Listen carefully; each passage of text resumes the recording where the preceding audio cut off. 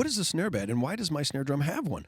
Well, that's a good question. A lot of people sometimes think something's wrong with their drum, but in this case, if you look, you can see that this bearing edge up over here kind of starts to ride down and get a little bit lower right here and comes back up over there.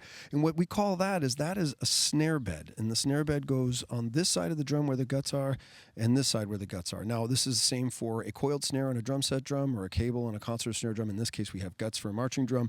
But what this allows us to do is it allows the snares to lay flat all the way across the diameter of the snare drum. If we didn't have a snare bed, we would have a lot of buzzing and chattering sounds at loud dynamics, just weird stuff. So what this allows us to do is really have an articulate snare sound along with a wide dynamic range, meaning we can play the really light stuff and get a little sizzle out of the snares, and we can really lay into the drum at the triple forte and still get a nice beefy sound without it kind of making some unwanted noise. So that is the reason that we have a snare bed. Now, when you go to tune a snare drum, you'll also notice that sometimes these tension rods are a little bit lower compared to the other side of the drum, and that's because we have less surface area to stretch the head over. So these are always going to be a little bit lower when you start tuning a head.